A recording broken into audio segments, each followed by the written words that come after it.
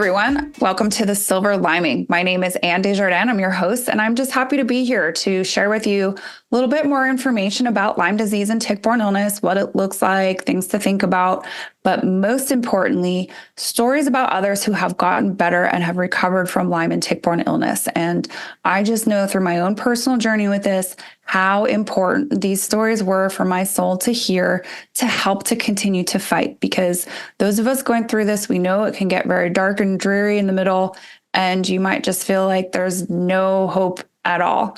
And hope, I find, gives others the courage to continue to fight and the strength to move forward. And that's really what this is, again, aimed at doing, because there are so many people who have recovered and gotten better and also found their life purpose through getting exposed to Lyme. And that's one thing that I'm just very grateful for, was the clarity and direction that it has given to me in my life. And there again are so many others out there like us that have had this similar experience. And today I have a very wonderful guest as well.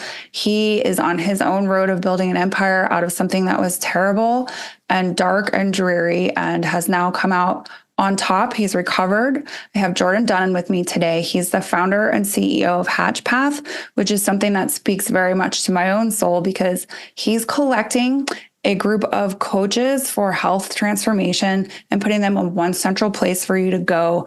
And you can go read through. They have a variety of different specialties that they're all focusing on. And you can look there and pick a coach that speaks to you. You can book directly from there. And again, just get national exposure, probably actually even global, I would say. Jordan, and I'll let you talk a little bit more about that, how far you encompass with practitioners. But, Jordan was sick for a long time himself with chronic Lyme disease. And he also is a survivor of traumatic brain injury, which I'm sure did nothing to help the Lyme recovery, because they are intricately connected. And now he's just on a mission to help others, to empower them to take control of their lives. And again, giving something as amazing as Hatchpath for people to go for health coaching services. So without further ado, I'd love to introduce to you Jordan Dunin. Thank you for joining us today, Jordan. I'm really excited to have you here. And again, your story is incredibly inspirational. One last bit is, if people have a chance, do go to hatchpath.io for his website, but you can see his before and after pictures. And I'll try to link them here to the show that you can see them and just see the transformation that he's gone through, because it is nothing short of a miracle. Yeah, thank you so much. What a wonderful introduction. Yeah, thanks, Jordan. Yeah. Oh, and I should say too that we got introduced through a mutual connection, and I'm so grateful for that person, because he has been a big believer and supporter of me through this whole process. He's known me the entire time since I was sick to health. And David Ferguson, if you're listening, thank you so much for your belief and support and encouragement along this way, and connection to Jordan. Awesome. Okay, now I'm done. Yeah. So if you don't mind, please tell us a little bit more about yourself. Like, how did you get involved in Lyme? What happened to you? More of your story and exposure to Lyme, please. Sure. Yeah. So my whole journey really started in 2016. I suffered a traumatic brain injury from a diving accident. I dove headfirst into a lake and I hit the bottom. I rolled my head forward. I resulted in 15 staples in my skull. And at the time, I was working in management capital investments. And I was going into my final year of my business degree.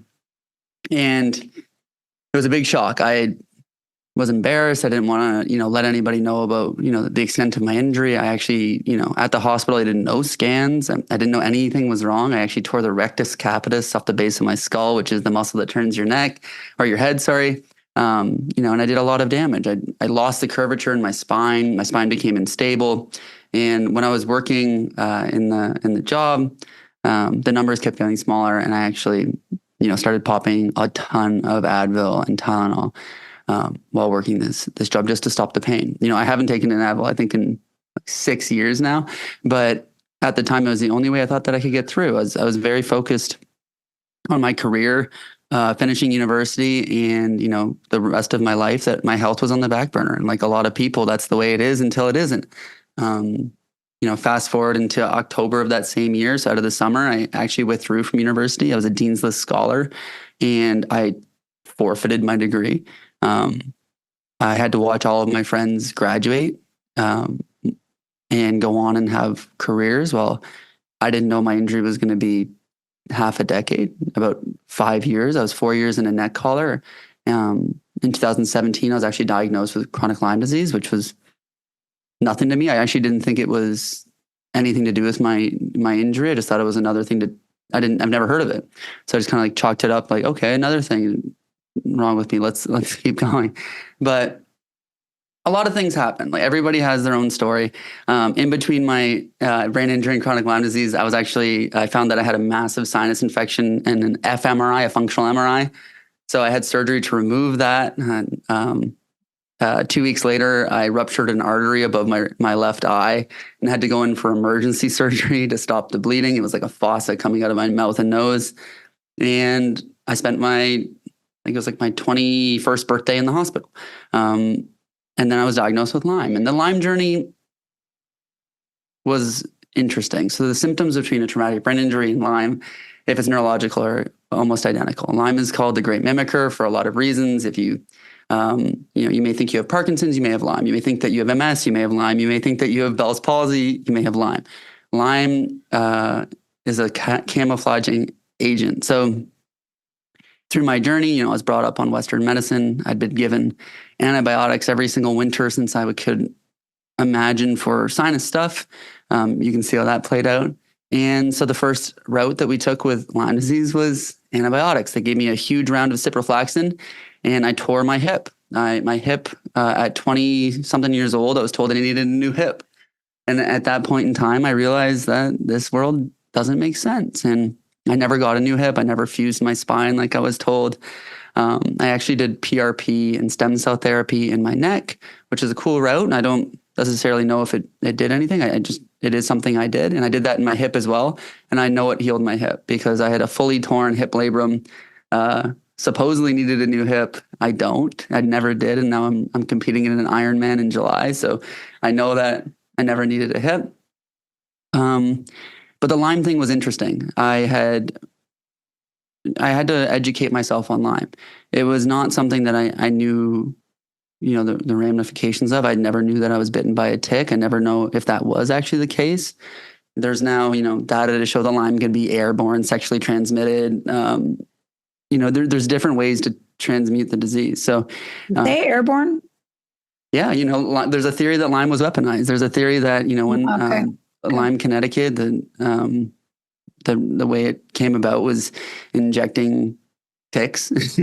Not to say that that's true, but there is an epidemic of Lyme. If there's an epidemic, it's an epidemic of Lyme. There's millions of people undiagnosed with Lyme walking around with chronic fatigue syndrome or some sort of symptom-based illness that, is contributing to it. And a lot of factors play into it. Lifestyle is a huge factor that plays into Lyme. Like mine was trauma-based that activated it, but I was never really healthy. I was an athlete. I did a lot of working out, played a lot of sports, but I wasn't focused on my nutrition, mindset, and spirituality. I think that, there's data now that shows that 70% of deaths are attributed to a chronic lifestyle condition, and 80% of those conditions are preventable through lifestyle changes. So just Lyme, it is a tick-borne illness, but in any manner, if you're healthy, you can deal with things better. So I wasn't healthy. I'm happy to say that I was very fit, but I wasn't healthy.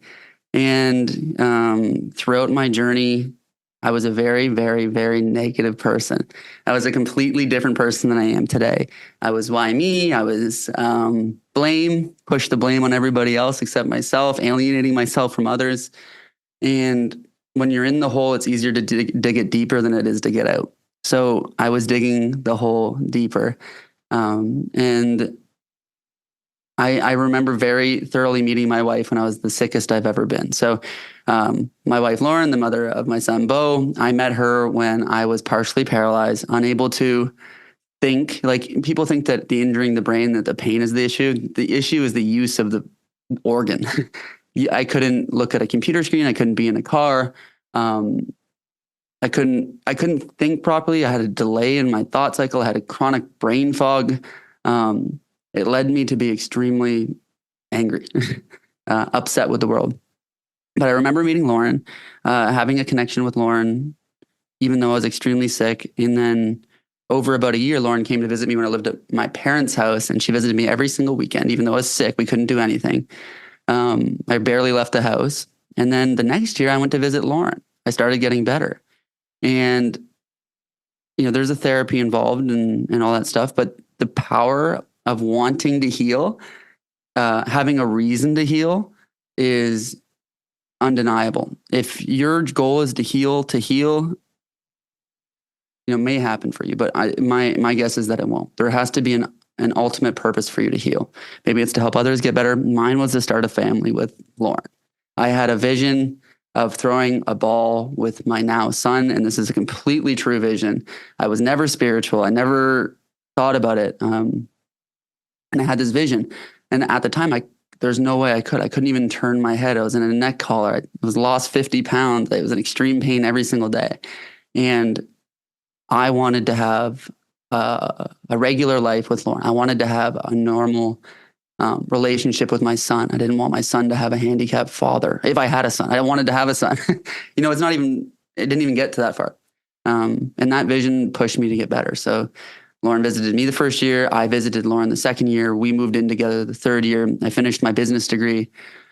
I became a licensed personal trainer of all things. I wanted to show myself that it was possible to do things. My goal was to help people get better. Personal training wasn't the avenue for me. So I went back to school. I became a certified health and life coach. I helped about, half dozen people get better through Lyme, and I wanted to do it on a massive scale. So I created my platform. I short formed my story a lot. There's a lot of things that we can talk about in terms of like treatment and process and all of that stuff. But yeah, it's the real deal. Being sick feels like centuries until you're not sick. And now I don't even remember it. It's something that was a catapult to who I am today. And if it never happened, I probably wouldn't like who I am today.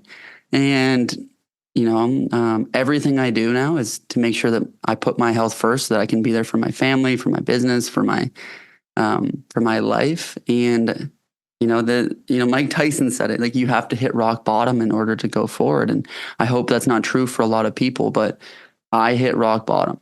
There was nowhere left for me to go. And that's why I tried the crazy therapy that I did, which we can also talk about. So I was going to say, now you've obviously piqued my curiosity. I'm such a curious being over here that I'm like, okay, let's talk about that. But I also just wanted to kind of back up for a second and point out something that you touched on that I think is very important to call out as a distinction. But you're discussing how you were fit but not healthy. Definitely. And I don't know if a lot of people get that. Like, they see these people that look like they're in super shape, but really you're not having healthy practices. You're not maybe eating the right nutrition for yourself. And nutrition comes in many forms, not just a physical, what are we shoveling in our mouth, but what are we shoveling in our brain? What are we shoveling in our spirit? What are we shoveling in our mind? And we have to really be conscientious of that. And so many people are fit, but not healthy, which I think leaves the door open for opportunity for disease to walk through, right? Like if we were really healthy, solidly on all fronts, disease is not getting anywhere within us, right? Because we're shutting that door. But when we're fit, but not healthy, then that leaves that side open for disease to happen. Yeah. Yeah. I think that stress is the number one cause of all disease. Yes. And the American lifestyle is stressful. Yes. Yeah, and that leads me to like kind of the nutrition side. And you can eat everything correctly, like I did for the first couple years of my journey. And if you're negative, if you're stressed, you're in the sympathetic state, which is in your fight or flight response. You're not digesting anything. So why even eat well? People go right to nutrition, and like I did. I thought that was like the right place to start, but I had to heal my emotional, spiritual body. I had to get into a parasympathetic state, which is scientific, your rest and digest state. If you're not, like, chronically ill and chronically stressed are synonymous. If you're chronically ill, you're stressed about your doctor visit, you're stressed about not being able to pay your rent, like you're stressed about not working. Dropping the stress is the number one thing that you can do for your health. And, it's way easier said than done, but you need to implement a practice to do it. You need to take time every single day and, document it. Journaling is cool. Everybody should journal. You should journal what you don't like, what you do like, the process, set goals for yourself, celebrate yourself. But yeah, you could do the treatment I'm going to tell you in a little bit, and it won't do anything for you if you're stressed. You won't be able to accept therapy or a treatment or good nutrition or anything if you're stressed. And that's why, 70% of deaths are attributed to lifestyle illnesses like cardiac disease, obesity, diabetes, because it begins with stress. Like, you don't eat to eat. You don't become obese because you eat to eat. You're stressed about something and you're eating. Or you don't get cardiac disease because, I don't know what the answer is there, but it all leads back to stress. Of course. Yeah. Cause you're just getting squeezed too hard. And so your internal pressure is just constantly high, and it's making us work hard, and then it causes it to get sick. And and that's huge. And just like stress isn't, I think about stress as like, not just something that's triggering, but like you can also have other problems on that front, like anger or other emotional negative spectrum emotions that you kind of have to process and keep in check. Like, it's not just stress, but it is a lot of the other stuff too. Stress really drives it. And it's almost like a lifelong accountability coach. I've talked about this plenty of times on other shows with other guests. Is like, this almost gives you, again, like a lifetime accountability coach. And in a way, Lyme is a blessing for that, because it helps you to stay more in the healthful lifestyle, right? And the one that's going to serve you well, and hopefully avoid having 70% of deaths attributing back to lifestyle things, because you're in that, like that healthy practice of lifestyle. But I think of it more as like holistically, because as you're saying, like, it can't just be one thing, like the physical side of it. It's got to be the whole thing. And people have to really learn how to sit with themselves and be comfortable in their own skin, and like hear their own body and what their own body needs to be able to take care of themselves. And often stress will indicate that, like, it's a point or two areas that are uncomfortable in the body that need to get straightened out or smoothed out, right? Like, absolutely. Yeah. And I feel like as the human species, we're so numb that we can't feel that. And that's the number one thing that you need to get back to. And spirituality can mean a lot of things. What I think it means is going inward. A lot of us don't listen inside of us. We listen to everything outside of us. We're fear-mongered by the media. We're fear-mongered by our job, our family, pressured to do things we don't want to do because what if this happens? What if the good thing happens? I think that the best thing I ever learned was that a what if statement should be positive. You can prepare for the worst. That's the previous methodology, hope for the best, prayer for the worst. But what if you prepared for the best? What if everything worked out in your favor? And, there's some sort of magnetic energy with that. When I was negative, everything happened negatively. I remember one week I was in an ambulance twice. I was flying home, and I had told Lauren I need to go to the restroom. I passed out, hit my face off of a urinal and split my face open. Took an ambulance from the hospital from the airport to the hospital. They told me I had a heart attack. I didn't. They're just like, telling me things. The next day, it was Easter. I was at my parents' house jumping on a trampoline. I passed out again, and my shoulder ripped out and went into my rib cage. I was in an ambulance again. I was negative. I was a negative person. If you don't learn your lesson, life's going to make you learn your lesson. And life made me learn my lesson consistently. And it still does. Sometimes I get negative. Like life's funny. I think we all have our internal question. That's one of my favorite things to think about is like, what is your internal question? And, mine was, why am I not enough? And that was so negative. Everything I did came back to like, why am I not enough? And that question is negative. That question is hard. And I bet you that, majority of people have that question where, my question is like, how can I make a bigger impact? How can I feel good now and still grow? How can I feel that I'm succeeding and still pursue more? I just shook my desk, but there has to be a purpose to your life. And when you look at your rules and your regulations for your own health and wellness and success, it can lead to stress or it can lead to abundance. And again, the American way is stress. Yeah.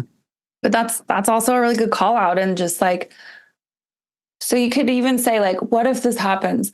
But what if this happens? Like, so many of Hmm. us forget that it could be the opposite side of that spectrum because we're so used to expecting the bad. Or, and Yeah. I do think a lot of that comes from societal, not pressure, but like in your faceness about fear. The Western Yeah. medicine is set up to make you afraid. Like the government sometimes sets things up to be afraid. This scary war is going on. This scary illness is Yeah. happening. This is going on. So everybody's in this fearful state. So like that's the natural proclivity to go towards thinking that something bad is going to happen. But it is vital to Yeah. look at it the other side and say, but this really amazing thing could happen too. And like, let's think about that and let's hold on to that. And one of my other guests had another good thought about this topic. It's like, she was thinking like, what if I come out even better than what I was before I went in? Yeah. Holy gosh, what a revelation that is. Like, let's all think about that. What if we're better off than when we started? Like, Yeah. why couldn't it be that instead of, being like stuck or being permanently sick or constantly feeling like poop? Yeah. Um, so that's Yeah. There's, amazing. Go yeah, ahead. the human condition is to focus on the negative because we think we can fix it. We think that we can control the negative when the positive um, isn't. When you think about all the negative things in your life, you can prevent them, or you think you can prevent them. So you think that you're doing something productive. You think that you're working towards something good, but that's a human condition. That's not true. The truth is that both bad or good are available, and you can choose which to focus on. And there's things that determine your state of being, and physiology and focus are two of those, and the other is language. So if you're, you can choose how you feel. Every single morning, I set the intention for how I feel. I get in 40-degree water, I have a cold plunge, and I make sure that I set the intention to feel good. People don't take the energy to do that. They scroll social media, get a little bit of a dopamine hit, and then like, oh, I have to start my day. When I was sick, the first thing I did when I woke up was look at all the pain I was in. I was searching for pain. And then what I found was pain. um, State, I think, is the most important thing that you can change, or like the only thing you can control is your state. And it happens through your physiology, focus, and language. You can focus on what's good or what's bad. You can choose language that's, productive or unproductive. And you can choose how you carry yourself. So if you're standing tall and proud and smiling, it's pretty impossible to feel depressed. But if you're hunched over, thinking, why me, and focusing on everything bad, it's pretty easy to get into a depressed state. So I was depressed for a long time. I was suicidal for a large period of time. And I started going to Tony Robbins events. And at the first, I didn't believe in them. My first one, I've had a coach through this organization as well. And I did their whatever, the Unleash the Power Within, got hooked. I've done Date with Destiny. I've done the Business Mastery. I've done all of them. And there's something to immersion. There's something to surrounding yourself with people that, support you. It's really hard to accomplish something when you have somebody in your ear saying you can't do this. And if you turn around and it's a mirror and it's you, that's the Oh, human yeah. condition. Like, you Yeah. can't do this. And it's like, oh, it's me talking to me. Why can't you be supportive to yourself? Do you feel like you don't deserve it? We're all deserving. I had to overcome this deserving complex. I had to. It's it was the hardest thing for me. I felt I didn't deserve happiness. I felt I didn't deserve it because, I've hurt myself. I'm guilty because I dove off the dock. I was at a party. I dove off the dock. I hit my head. I put people through trauma. I put my families through trauma. My parents, I cost them XYZ amount of dollars. I, changed the course of my life. I'm guilty. It's a fun little road to get down. You see, that's focus. That's language. That's not fun if you run that story in your brain all the time. So I had to get over that. I had to choose a new focus, a new language, and I did. Somebody told me, it's like, what's your least favorite movie? And it's like, someone, like, whatever it is, like, would you watch that again? Well, what, like, for me, my least favorite thing I ever did was dive off that dock and hit bottom. And I replayed it every moment of every day. So it's a choice. It's your focus. And, a lot of people don't take, take action to get rid of the guilt or the blame, or even if the guilt or blame's on somebody else. Like I had a lot of people tell me, my doctor did this. Like, yes, they did. And it's unfortunate. But what did you learn from that? Is there something that positive came out of it? What is the silver lining? And, where can you grow? And even today, I was like listening to a song and they're like, the person was like, I welcome hard things hard times, because I know that during hard times is the only time I grow. If you're comfortable, hard times are coming. It's life is cyclical. Like comfort, we don't grow. So we need something hard. However that comes, welcome it. I think Joe Rogan he says thank you every time something doesn't go his way, because he gets to grow. And it's really hard in the moment. Like when I had Lyme, I'd probably punch me in the face for saying that. But it's it's technically like the only thing you can do. You can either say why me, or you can say thank you. That's right. And that's a focus. It's a very critical focus, as you've definitely very well explained, because one of the most beautiful things about being human is that we have choice, right? Mm-hmm. We have conscious choice to actively do this path or that path. And so it is so important to go more of that. I can do this. Like I've got to believe in myself. I've got to put enough credence in my merit and my worth and my deservability to do this. And that, I think, is one of the defining moments for people if you're really going to get better or not. Is like, do you have an actual goal? Like, is there a motivating, you touched on this before, is like, do you have a purpose? Is there something that you're connected to heal, to pull yourself through? Because it's hard to do it without. And it's probably actually maybe next to impossible to do without. And so to have goals to set your sights on, to believe in yourself again, to go forward is very, very important. I love that. And I think touching on that is making it a must instead of a nice to have. There's comfort in being sick. There really is. Like hindsight's 2020. Like people give you attention. There's certainty. Like, that every day you're going to wake up and the same thing's going to happen. It's unfortunate that that's true, but that's the case. And if it's very difficult to get better, there's a lot of effort and, there's no certainty. It's uncertain. The future is uncertain. So taking a path into uncertainty when all you have is certainty for being sick is difficult. So making getting better a must instead of a nice to have is the most important thing. And for me, it was Lauren, my wife. That made it a must. If I'm sick, I can't have this life. And this is all I want. So it was a must. A lot of people with like finances, health, fitness. If it's not a must, you don't do it. There's too many things to do. Like you must pay your rent. So you know what? The minimum amount of money you make is your rent. I can't think of any other examples, but if it was like a must to be healthy, if it was a must for you, you do it. It's simple. There's no stopping if it's a must. That's right. And trying to gain that inner clarity about whether it is a must or not is maybe the hard part too. And I think I'm pretty sure you're into meditation. Oh yeah, absolutely. I'm chronically meditating. Yeah. I'm not trying to be weirdo here, but I'm pretty, And now I'm like thinking about the whole thing, the session that you just had in Miami. And I was like, yeah, of course he meditates. So can you touch on that a little bit and like how that's helped you? Yeah, in this? Absolutely.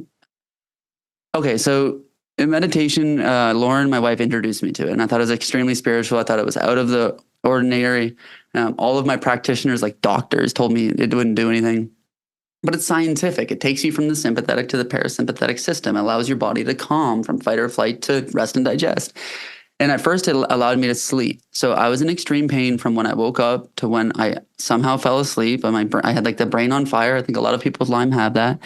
And meditating was hard. Like I still, I meditate and it's like, it takes me a couple of minutes now, but getting into the different brainwave states. So you'll feel it. You'll feel the shift because you'll go from not wanting to meditate to not wanting to stop. That's when your brain's like change. Like you'll think like when I started meditation, I'm doing something else. Like it's so hard. And then I get into it. I'm like, I don't want to leave this state.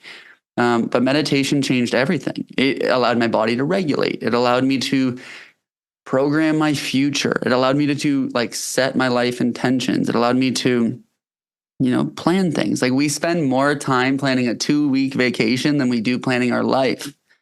That's like one of my favorite quotes. That's why I said it like that. Yes.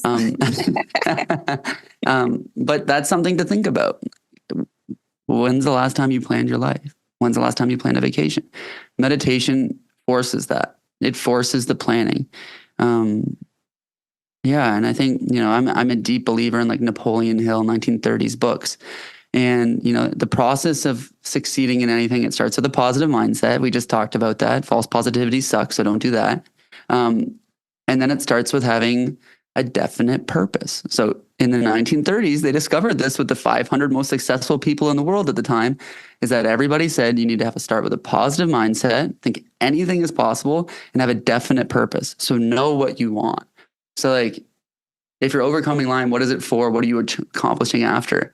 And then you need to make a plan. The plan can change. The plan is just action you take towards it.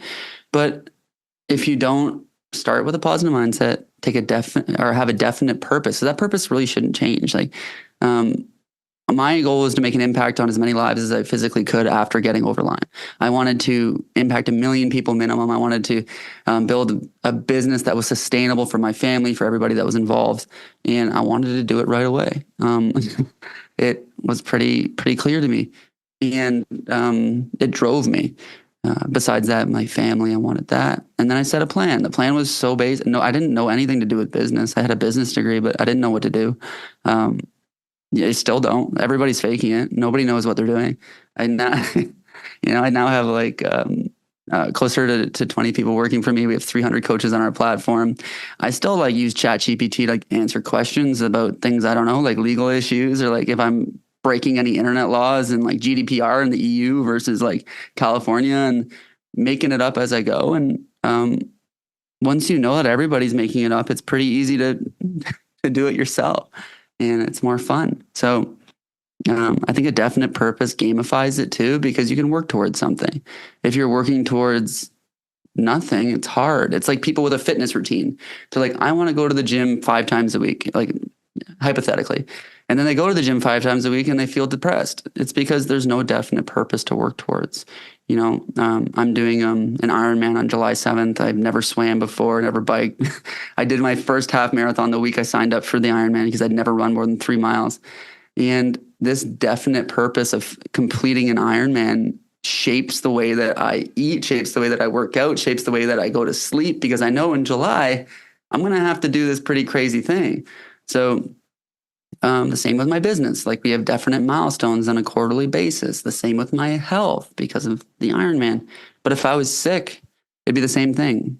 I'm definitely going to get to this point by this. And what does that mean to me? So again, I was saying earlier that I talk forever, but that's what I think about those things.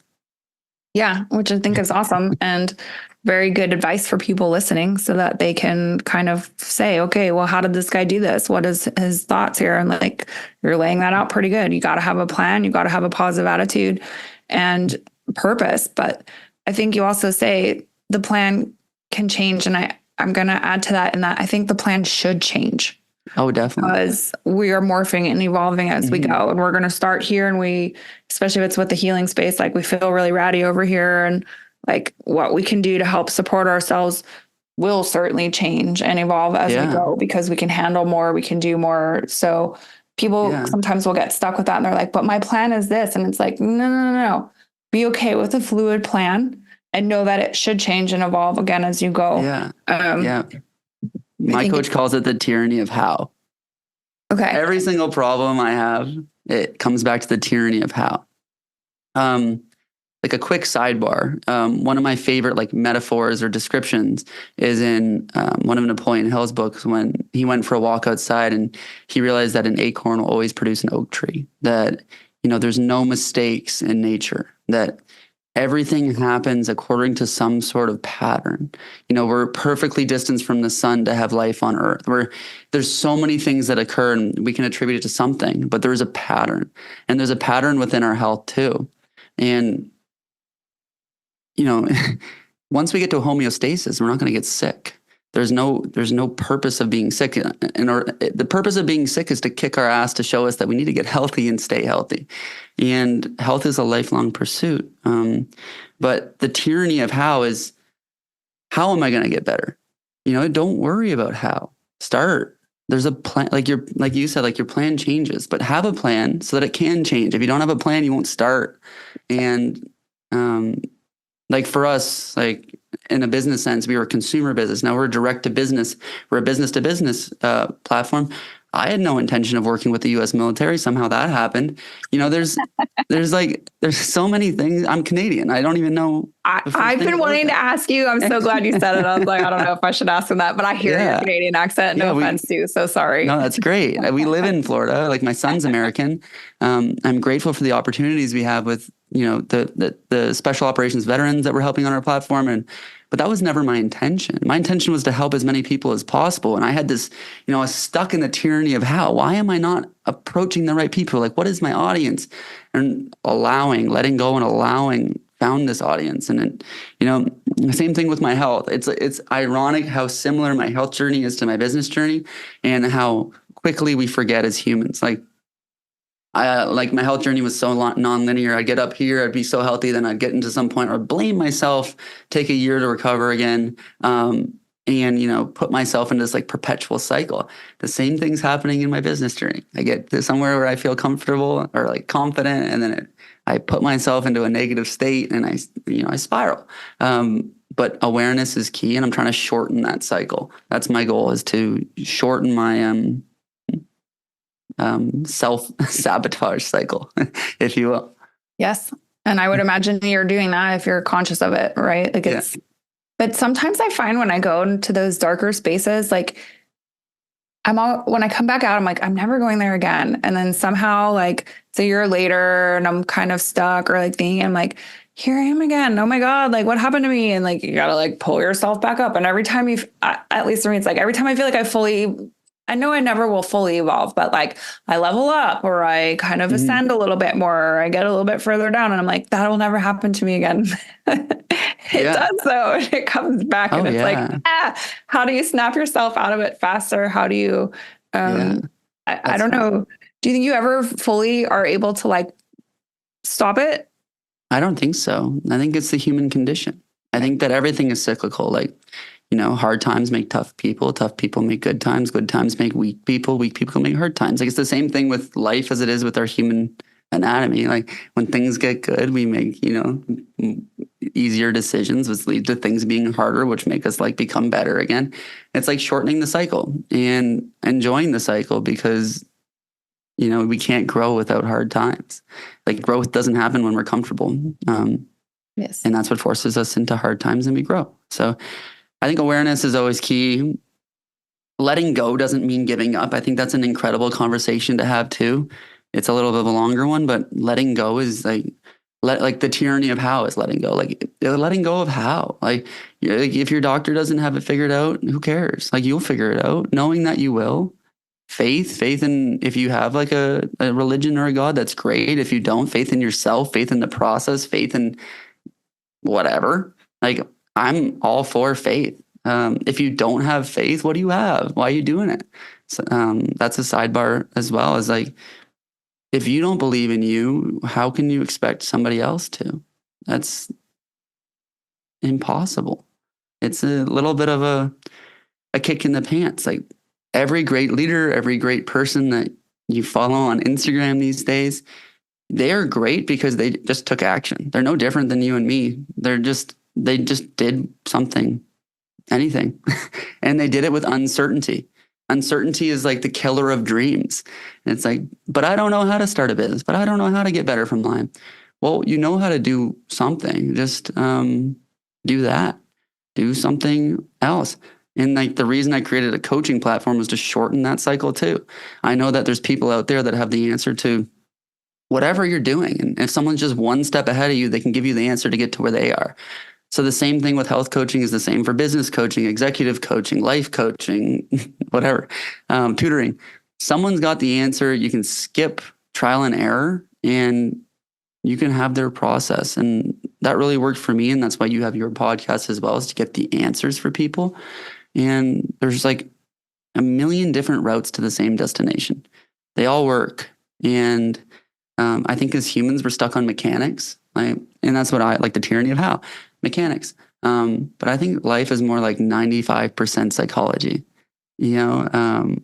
I was listening to this other podcast with this amazing lady who was at Harvard for 40 years. She still teaches there. And she talked about how medicine was purely physical up until, the 80s or 90s, I forget. Then, we started seeing some form of psychological medicine occur. And now there's emerging. And pretty soon it's all going to be tailored towards psychology. And, there's a reason placebos work is because you believe they're the drug that's supposed to work. If you didn't have a belief system about the placebo, it would never work. And placebo is a negative term, but life is a placebo. If you have faith, if you have belief in something that, like, if you believe it's not going to happen, it's not going to happen. The same thing could be said like an anti-placebo. There's studies. So they give you, they tell you that it's not the drug and it is the drug, and you expect nothing to happen and nothing happens, even though you've taken a drug that's supposed to create something happening. That's how powerful your mind is that it can do something against something that's supposed to work. So like if you're doing I know we have a short amount of time here so we can talk about my treatment, but even if you're doing the treatment that I was doing and you say, it's not going to work for me, even though the treatment, worked for me, it won't work for you because you can create an anti-placebo just as easy as you can create a placebo. Very much so. And I'm glad that you've also highlighted that because there's so much evidence to prove that, and just the study after study that they can think of. And I often refer to this one with like Joe Dispenza, where he was studying people and their finger dexterity to practice the piano, right? Or to play a piano. And these people are like, I don't know how to play a piano. And they like picture it. They picture it for a week. And in a week's time, their finger dexterity improved by 25% just by picturing it alone. So like we have so much power within our mind to believe something or counter it, right? And the mind doesn't know the difference between what's actually happened versus what hasn't happened. And so we can tell ourselves whatever story we want to believe. And that's going to be what happens. So why not tell yourself, as you say, something more pleasant instead of a horrible movie, like replaying the horrible. No, tell yourself a different story. Like I love that. Same event, but put completely different story to it, right? Like if you didn't fall and hit your head and have that happen to you and get those stitches in, you wouldn't have had the life experiences that you had. You wouldn't have been on the path that you would. Maybe you would never have met your wife. You wouldn't have your son, and you wouldn't have been able to heal yourself. And so like that was a great catalyst for something fantastic to happen in your life, not for something to be terrible that drained your parents and did this and did that. Like, no way. It's the same incident. But as you're saying, like just the words that we're putting to it and the story that we're telling ourselves about it really matter. Yeah, I love the concept of a story. Like if you tell, like my wife will always say, I'm not good at math. When did you start believing you're not good at math? Who told you that story? And a lot of people have a story that they're not going to heal. I'm not going to heal. It's not like right now you can tell yourself a different story. You just have to believe it. The reason you believe that story is because you told yourself so many times, like, there's so many things that are just, science changes overnight. We're getting to a point where science literally just going to change overnight. Science is just a bunch of guys in a room thinking things up now. There's no rhyme or reason that something's going to work for you or me, but your story is so important. So think about it. There's probably a time in your life you said, I'm not good at that.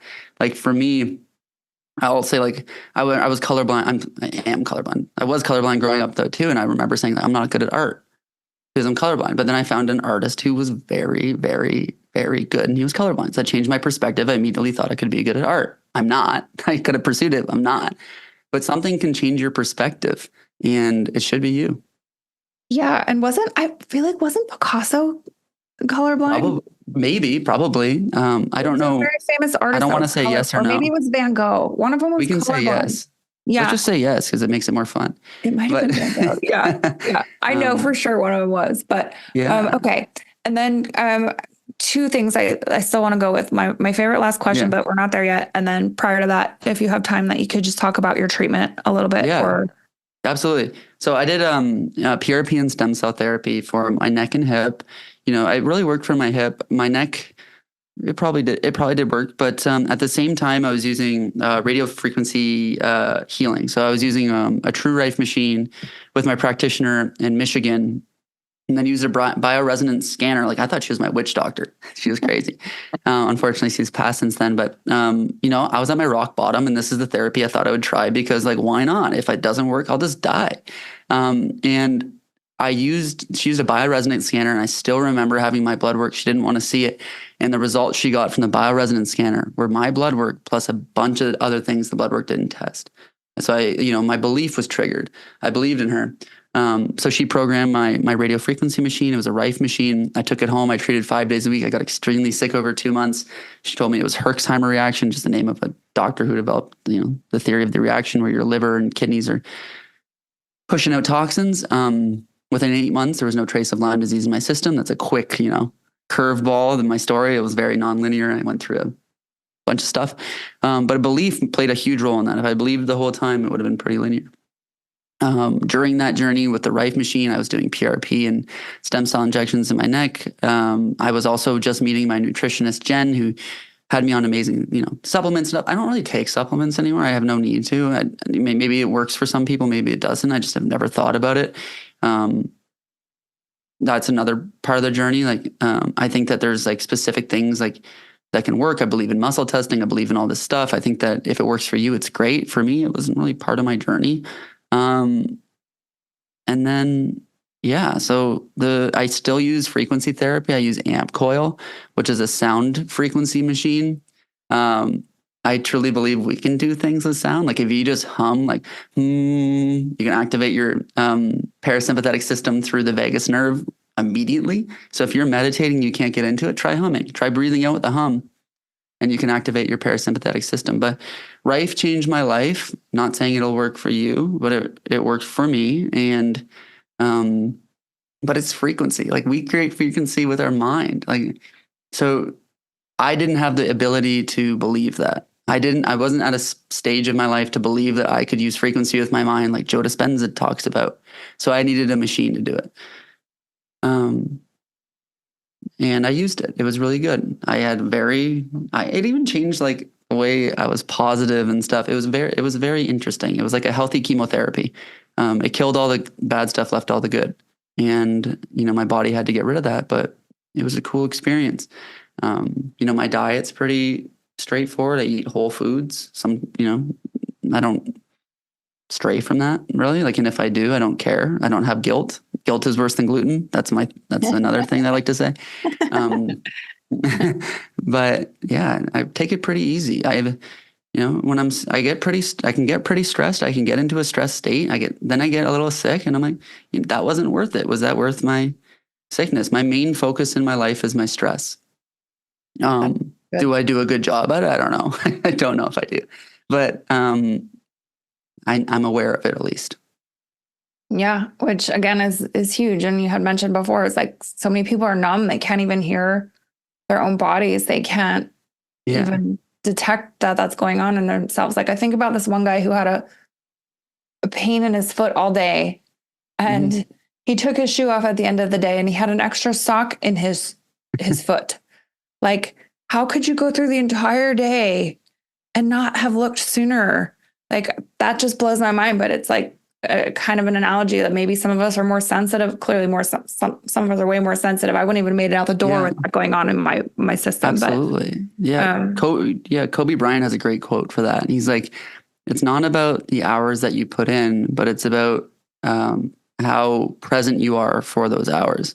So, like, so many people are numb, like, their entire life. You go to work, you probably don't remember a single moment of your day. So, like, to be great isn't the 10,000 hours that everybody says it is. It's to be present for those 10,000 hours. Like, if you were present with your health, you'd realize you had 2 socks on. Yeah. If you really care about being the best basketball player, you're going to be present shooting those baskets. A lot of people show up, shoot the baskets, go home because it's not their main focus. They may be an NBA athlete, just using an example. The same thing is true for anything. You may be a poet. You just write things and you're not present. But the greatness comes from being present. It doesn't come from the time you spend.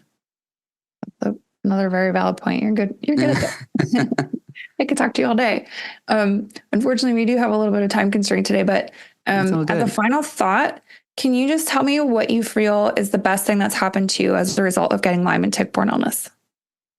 The best thing that ever happened to me is my control of my mind. Um, it led to, the birth of my son, my freedom from health concerns, my pursuit of my business. And it was something I could have done beforehand, but I didn't recognize I had the power. And that's great. That's a very nice, concise one at that. So thank you.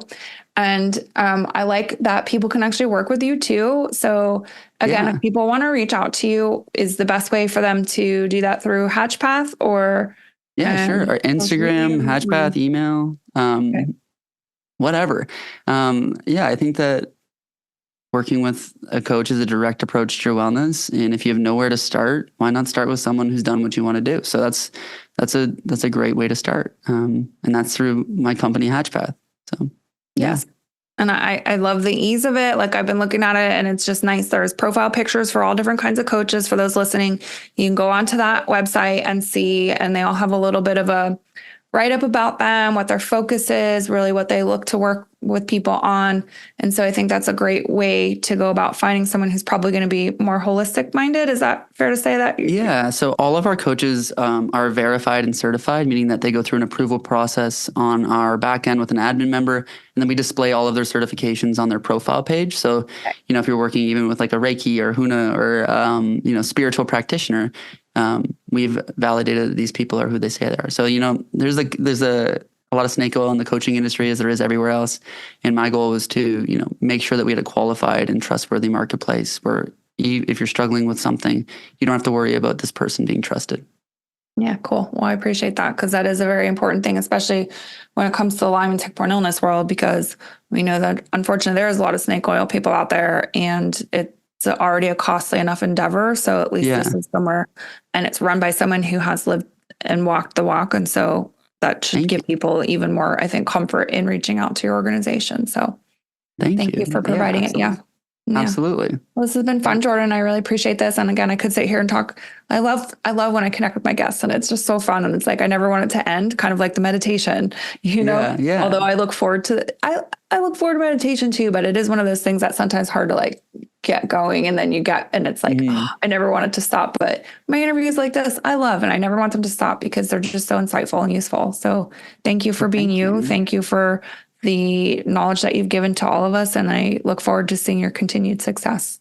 Well, you as well. I'm so grateful to be a part of your platform, your audience. And if I could affect just one listener, that's incredible. So thank you. Yes, I agree. Totally. Thank you.